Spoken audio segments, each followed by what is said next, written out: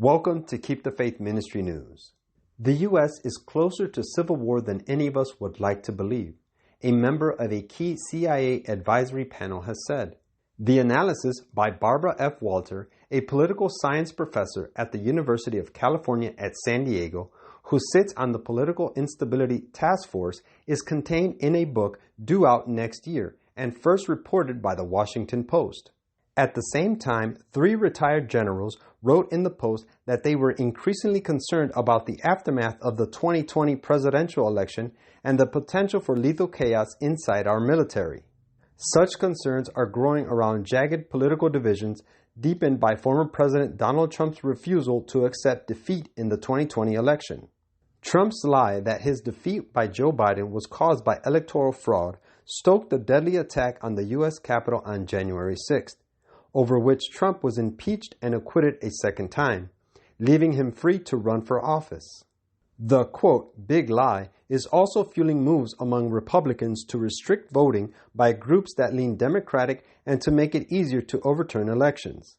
Such moves remain without counter from Democrats, stymied by the filibuster, the Senate rule that demands supermajorities for most legislation. In addition, though Republican presidential nominees have won the popular vote only once since 1988, the GOP has, by playing political hardball, stocked the Supreme Court with conservatives who outnumber liberals 6-3. All such factors and more, including a pandemic which has stoked resistance to government, has contributed to Walter's analysis. Last month, she tweeted, quote, the CIA actually has a task force designed to try to predict where and when political instability and conflict is likely to break out around the world. It's just not legally allowed to look at the U.S. That means we are blind to the risk factors that are rapidly emerging here. The book in which Walter looks at those risk factors in the U.S., How Civil War Starts, will be published in January.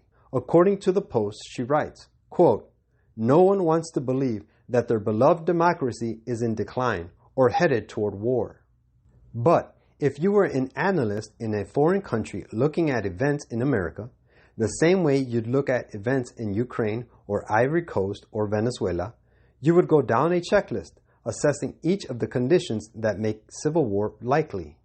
And what you'd find is that the United States, a democracy founded more than 2 centuries ago, has entered very dangerous territory.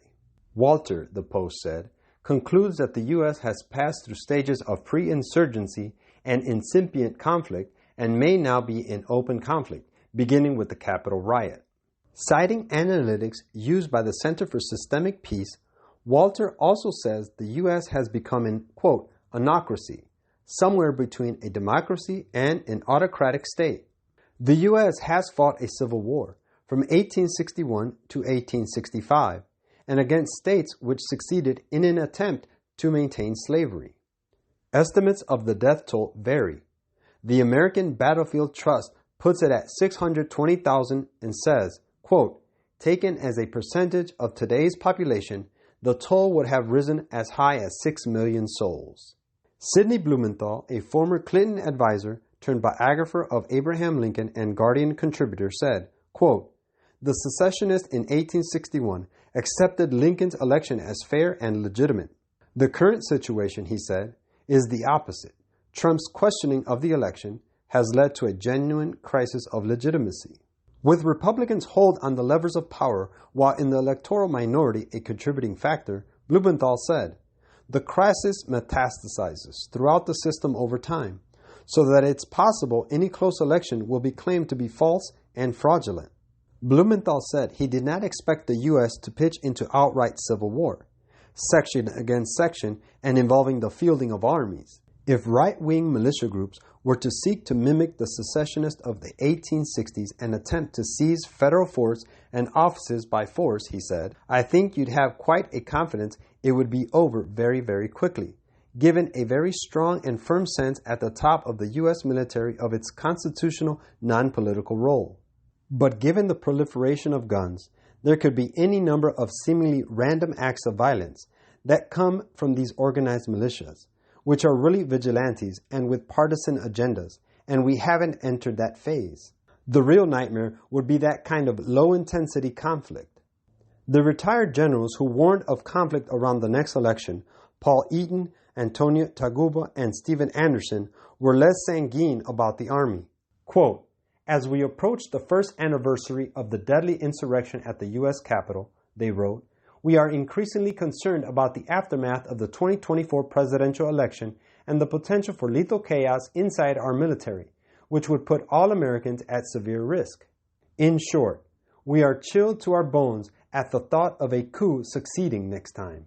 Citing the presence at the Capitol riot of a disturbing number of veterans and active duty members of the military, they pointed out that more than 1 in 10 of those charged in the attacks had a service record.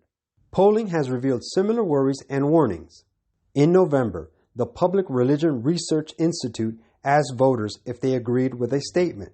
Quote, "Because things have gotten so far off track, true American patriots may have to resort to violence in order to save our country." The poll found that 18% of respondents agreed. Among Republicans, however, the figure was 30%. On Twitter, Walter thanked the Post for covering her book. She also said, quote, "I wish I had better news for the world, but I couldn't stay silent knowing what I know." Quote, "The moneyed men, because they have the power, control the market. They purchase at low rates all they can obtain, and then sell at greatly increased prices. This means starvation to the poorer classes and will result in a civil war. There will be a time of trouble such as never was since there was a nation." Manuscript Releases, Volume 5, page 305. This is Keep the Faith Ministry News. Thank you for watching.